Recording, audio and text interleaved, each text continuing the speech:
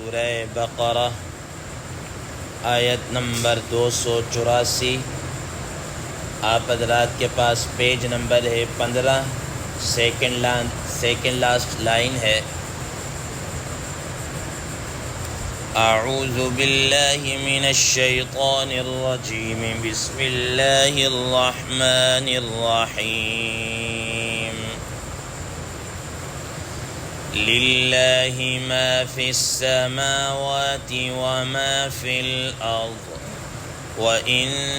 تُبْدُوا مَا فِي أَنفُسِكُمْ أَوْ تُخْفُوهُ يُحَاسِبْكُم بِهِ اللَّهُ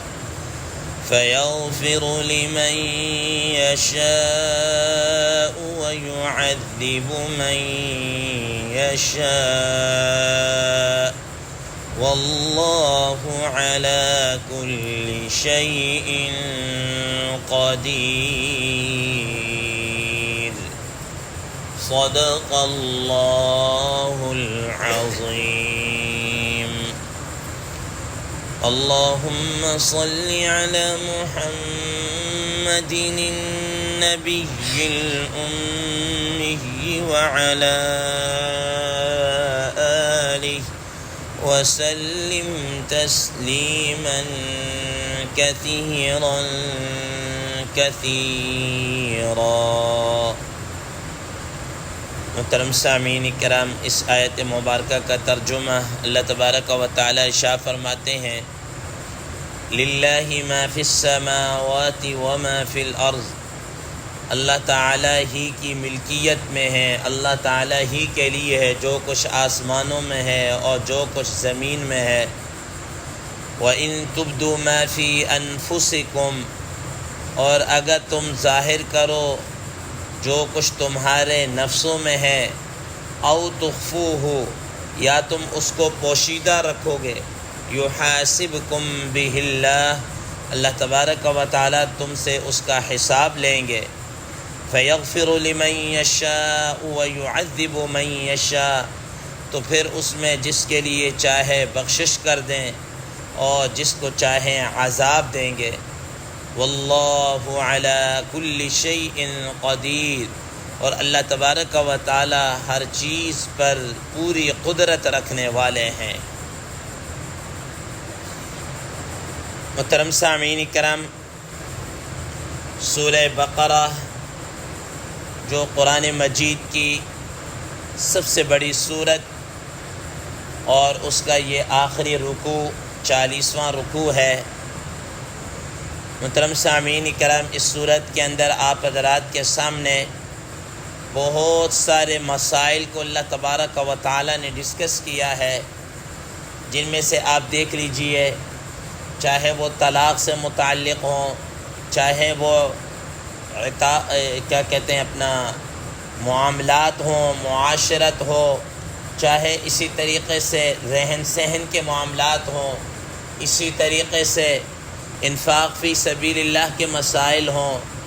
سود کے مسائل ہوں، اور اس طرح بیسیوں نہیں سینکڑوں مسائل اللہ تبارک و تعالی نے اس صورت کے اندر ذکر کیے، اور ساتھ ساتھ ہی خاص طور پر اللہ تبارک و تعالی نے حج کے مسائل کو بھی بیان کیا، اور بنی اسرائیل کی ایک ہسٹری اللہ تعالی نے بیان کر دی، اور بیان کر کے بتا دیا کہ کہیں تم بھی ان بنی اسرائیل کی طرح تمہارے معاملات کہیں نہ ہو جائیں۔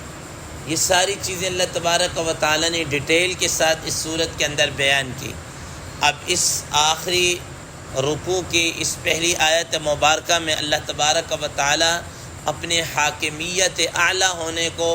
اور اپنا اقتدار اعلیٰ ہونے کو بیان کر رہے ہیں۔ فرمایا للہ ما فی السماوات وما فی الارض،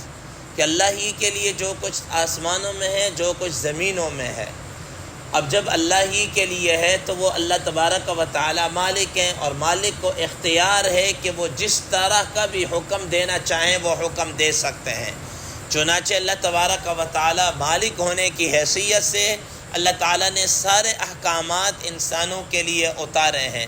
وہ طلاق سے متعلق ہوں، وہ معاملات سے متعلق ہوں، وہ عبادات سے متعلق ہوں، وہ معاشرت سے متعلق ہوں، اللہ تبارک و تعالیٰ چونکہ حاکم اعلیٰ ہیں، اقتدار اعلیٰ اللہ تبارک و تعالیٰ ہی کے پاس ہے، اسی لیے اللہ تبارک و تعالیٰ نے فرمایا کہ للہ ما فی السماوات و ما فی الارض، اللہ ہی کے لیے ہے، اللہ تعالیٰ ہی کی ملکیت میں زمین و آسمان کے اندر جو کچھ بھی ہے۔ گویا شہنشاہ کائنات وہی ہے، رب کائنات وہی ہے، مالک کائنات وہی ہے، خالق کائنات وہی ہے، رزاق کائنات وہی ہے، سب کچھ اسی کا ہی ہے۔ آگے اللہ تبارک و تعالیٰ نے اپنی حاکمیت کو بیان کرتے ہوئے فرمایا وَإِن تُبْدُوا مَا فِي أَنفُسِكُمْ أَوْ تُخْفُوهُ يُحَاسِبْكُم بِهِ اللَّهُ۔ حضرات مفسرین کرام رحم اللہ اس آیت کے متعلق فرماتے ہیں، بعض حضرات فرماتے ہیں کہ چونکہ پیچھے قانون شہادت کو اللہ تعالیٰ نے بیان کیا، گواہی کیسے دینی ہے، کیا ہونا چاہیے اس میں، تو اس کے متعلق فرمایا کہ بسا اوقات بعض معاملات ایسے ہوتے ہیں کہ انسان ان کے اندر جو حقائق ہوتے ہیں ان کو چھپا جاتا ہے، ان کو ظاہر نہیں کرتا، ان کو بیان نہیں کرتا، تو اللہ تبارک و تعالیٰ گویا اس کے متعلق فرما رہے ہیں وَإِن تُبْدُوا مَا فِي أَنفُسِكُمْ أَوْ تُخْفُوهُ يُحَاسِبْكُم بِهِ اللَّهُ، کہ اگر تم اس واقعات کے حقائق کو چھپاؤ یا تم غلط سلط ظاہر کرو یا تم اس کو بیان کر دو، جو بھی ہو، لیکن یاد رکھنا اللہ تبارک و تعالیٰ کے تو علم ہے نا، اگر تم ان کے حقائق کو، ان واقعات کو تم چھپاؤ گے، یحاسبکم بہ اللہ، اللہ تبارک و تعالیٰ تمہارا محاسبہ کریں گے۔ اور بعض حضرات مفسرین کرام رحمہ اللہ فرماتے ہیں کہ انہوں نے اس آیت مبارکہ کو عموم کے اوپر رکھا ہے کہ یاد رکھنا، گویا کہ اللہ تعالیٰ فرما رہے ہیں کہ وہ چیزیں جن کو تم چھپا رہے ہو یا جن کو تم ظاہر کر رہے ہو، وہ سارے کے سارے اللہ تعالیٰ کے علم میں، اللہ تعالیٰ اس پر تمہارا کیا کریں گے، محاسبہ کریں گے۔ تو اس کا مطلب یہ ہو گیا کہ انسان کے دل کے اندر آنے والے بسا اوقات بہت سارے ایسے خیالات ہوتے ہیں، بعض ایسے وساوس ہوتے ہیں، ٹھیک ہے نا، جن کو انسان ظاہر نہیں کرتا، جس کو انسان ظاہر نہیں کرتا، تو گویا اللہ تبارک و تعالیٰ ان کے متعلق فرما رہا ہے کہ تم ظاہر کرو یا نہ کرو، اللہ تبارک و تعالیٰ تمہارا اس کے اوپر کیا کریں گے، محاسبہ کریں گے، تم سے اس پر کیا کریں گے، پوچھ گچھ کریں گے۔ حضرات مفسرین کرام رحمہ اللہ فرماتے ہیں جب قرآن مجید کی یہ آیت مبارکہ کا نزول ہوا، حضرات صحابہ کرام رضوان اللہ تعالیٰ علیہم اجمعین بڑے ڈر گئے، گھبرا گئے، اور رسول اللہ صلی اللہ علیہ وسلم کے پاس آئے، انہوں نے کہا کہ یا رسول اللہ صلی اللہ علیہ وسلم، اللہ تعالیٰ کی طرف سے ہمیں بہت سارے احکامات آئے ہیں، نماز ہے، نماز سے متعلق ہے، روزے کے متعلق ہے، اور پتہ نہیں کتنے متعلق ہمارے لیے احکامات ہیں، لیکن وہ ہمارے لیے کوئی پریشانی کا باعث نہیں ہے، ہم ان کو سر انجام دے رہے ہیں، لیکن اب یہ چیزیں ایسی ہیں کہ یہ تو دل کے اندر آنے والے خیالات اور انسان کے ذہن کے اندر آنے والے وساوس وغیرہ، یہ ساری چیزیں تو ہمارے اختیار میں نہیں ہیں، تو پھر اس کا مطلب یہ ہے کہ ہم تو اللہ تعالیٰ کے محاسبہ سے نہیں بچ پائیں گے، ہمارا تو محاسبہ ہوگا ہی ہوگا۔ تو حضرات مفسرین کرام رحمہ اللہ فرماتے ہیں جب حضرات صحابہ کرام رضوان اللہ تعالیٰ علیہم اجمعین نے یہ بات کی تو نبی صلی اللہ علیہ وسلم نے فرمایا کہ تم بھی کیا یہود و نصارہ اور جن کو تورات دی گئی ہے ان کی طرح تمہارے بھی احوال ہو جائیں گے کہ جب ان کو احکامات دیے گئے تو انہوں نے کہا کہ سمعنا وعصینا، کہ ہم نے سن لیا لیکن ہم نافرمانی کریں گے۔ تو تمہیں چاہیے کہ تم اس طرح کی نہ کرو، بلکہ جو اللہ تعالیٰ کی طرف سے حکم آ گیا ہے اس حکم کو تم کیا بلا چورا تسلیم کر لو۔ جب یہ بات کہی تو حضرات صحابہ کرام رضوان اللہ تعالیٰ علیہم اجمعین نے فرمایا سمعنا واطعنا، جس کا ذکر آگے آنے والی آیات مبارکہ کے اندر بھی کیا ہے، آ رہا ہے، اللہ تعالیٰ نے اس کا ذکر کیا۔ تو بہرحال پھر اللہ تبارک و تعالیٰ نے بعض رات فرماتے ہیں کہ پھر اس کے اندر کیا ہے، تخفیف ہے۔ حضرات مفسرین کرام رحمہ اللہ فرماتے ہیں کہ حدیث مبارکہ کے اندر آتا ہے کہ انسان کے دل کے اندر کچھ خیالات ایسے ہیں، جب تک وہ ان سے گفتگو نہ کر دے، بول نہ دے یا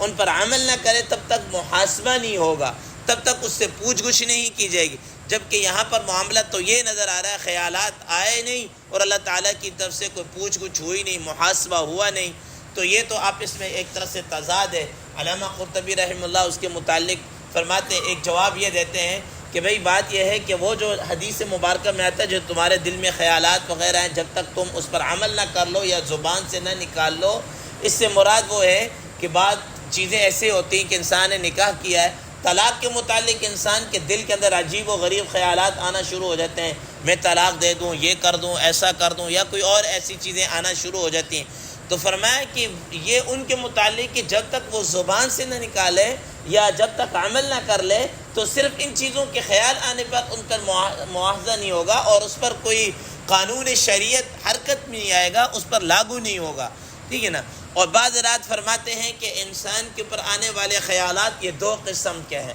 دو قسم کے خیالات ہیں، ٹھیک ہے نا۔ ایک وہ خیالات ہیں جو انسان کے دل کے اندر بلا اختیار آ جاتے ہیں، بلا ارادہ انسان کے دل کے اندر خیالات آ جاتے ہیں، ٹھیک ہے نا۔ جیسے مثال کے طور پر حدیث مبارکہ کے اندر آتا ہے، حضرات صحابہ کرام رضوان اللہ تعالی علیہ مجمعین نے نبی صلی اللہ تعالی علیہ وسلم سے آ کر یہ بات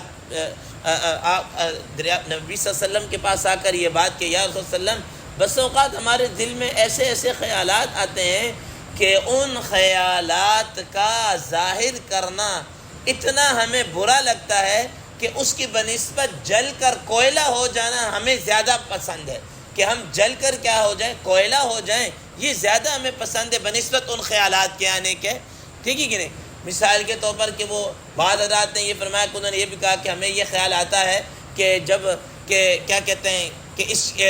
زمین کو بھی اللہ تعالیٰ نے پیدا کیا، آسمانوں کو بھی اللہ تعالیٰ نے پیدا کیا، ساری مخلوقات کو اللہ تعالیٰ نے پیدا کیا، تو پھر اللہ تعالیٰ کو کس چیز نے پیدا کیا، کس نے پیدا کیا، اس قسم کے خیالات آنا شروع ہو جاتی ہیں۔ اور اس طریقے سے تو رسول اللہ صلی اللہ تعالیٰ علیہ وسلم نے فرمایا کہ کیا تمہاری صورتحال ایسے ہی ہوتی ہے کہ جیسے تم کہہ رہے ہو کہ ان خیالات کا آنا بنسبت کوئلہ بن کر جل کر کوئلہ ہو جانے سے زیادہ؟ فرمایا کہ یا رسول اللہ علیہ وسلم ایسا ہی ہے۔ فرمایا کہ ذالک صریح الایمان، یہ تو ایمان کی یہ تو واضح ایمان ہے کہ تمہارے دل کے اندر اس طرح کے خیالات آتے ہیں اور تم جناب اعلیٰ اس کی بنسبت اپنے آپ کو یہ سمجھ جل کر کوئلہ ہو جانا یہ زیادہ بہتر۔ تو فرمایا کہ اس کا متنفر ہونا اور برا تمہارے دل کے اندر رکھنا یہی تو ایمان کی علامت ہے، یہی تو کیا ہے، ایمان کی علامت ہے۔ تو حضرات مفسرین کرام رحمہ اللہ فرماتے ہیں کہ پھر دوسرے قسم کے وہ خیالات ہیں کہ جن کو انسان اپنے ارادے اور اپنے قصد کے ذریعے سے لے کر آتا ہے، خود ہی کوئی خیال باندھتا ہے اور خود ہی جناب اللہ اس کے پیچھے پھر اپنا وہ چلنا شروع ہو جاتا ہے۔ حضرات مفسرین کرام رحمہ اللہ فرماتے ہیں اس کا مطلب یہ ہے کہ وہ خیالات جو انسان کے اوپر بلا ارادہ بلا قصد کے آ جائیں ان پر کسی قسم کی کوئی پکڑ نہیں ہے، اور جو جناب اس طرح اپنے ارادے کے ساتھ آئیں گے اور اس طریقے سے اور پھر انسان اس کے مطابق پلاننگ کرنا شروع کر جاتا ہے، پھر اس کے اوپر چلنا۔ فرمایا کہ اس قسم کے خیالات کے اوپر اور اس قسم کے کام کے اوپر اللہ تبارک و تعالیٰ کی طرف سے کیا ہوگا، محاسبہ ہوگا۔ تو اس کو فرمایا وَإِن تُبْدُوا مَا فِي أَنفُسِكُمْ أَوْ تُخْفُوهُ يُحَاسِبْكُمْ بِهِ اللَّهُ، کہ اگر تم جو کچھ تمہارے نفسوں میں اس کو تم ظاہر کرو یا اس کو تم چھپاؤ، اللہ تبارک و تعالیٰ تمہارا اس پر کیا کریں گے، محاسبہ کریں گے۔ فَيَغْفِرُ لِمَن يَشَاءُ وَيُعَذِّبُ مَن يَشَاءُ، پھر ان خیالات کے اندر اگر اللہ تبارک و تعالیٰ جس کی چاہیں مغفرت کر دیں، جس کو چاہیں عذاب دیں، جس کے دل کے اندر کفر اور شرک ہوگا، ٹھیک ہے نا، اس کی اللہ تبارک و تعالیٰ مغفرت نہیں کریں گے، اس کو تو عذاب ملے گا، اور جو کفر اور شرک سے اپنے آپ کو بچا کر رہے گا اللہ تبارک و تعالیٰ قادر ہے کہ وہ اس کی کیا کر دیں، مغفرت کر دیں۔ بعض حضرات مفسرین کرام رحمہ اللہ فرماتے ہیں کہ کچھ چیزیں ایسی ہوتی ہیں کہ ان کا تعلق اعمال قلب کے ساتھ ہوتا ہے، دل کے ساتھ ہوتا ہے۔ وہ چیزیں کون سی؟ مثال کے طور پر جتنے بھی عقائد سے متعلق ہیں، اللہ تبارک و تعالیٰ کا وحدہ لا شریک ہونا، ایک ہونا، اللہ تعالیٰ کی خالقیت اور مالکیت کا ہونا، جنت اور جہنم کا، اور یہ ساری چیزیں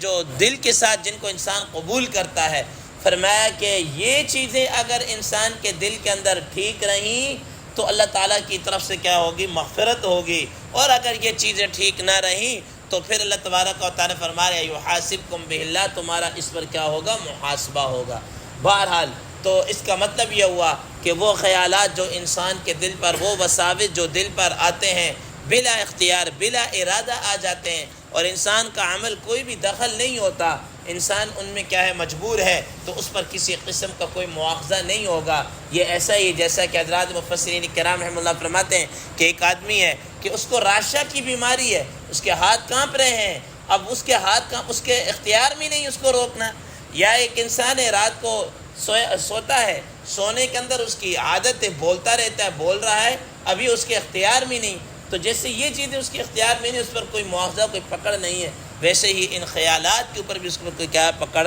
نہیں ہے۔ فرمایا واللہ علی کل شیء قدیر، اور اللہ تبارک و تعالی ہر چیز پر پوری کیا ہے قدرت رکھنے والا ہے، کوئی چیز اس کی قدرت سے کیا ہے باہر نہیں ہے۔ اللہ تبارک و تعالی سے دعا ہے اللہ تبارک و تعالی ہمیں ان چیزوں پر عمل کرنے کی توفیق عطا فرمائے۔ وآخر دعوانا ان الحمد للہ رب العالمین۔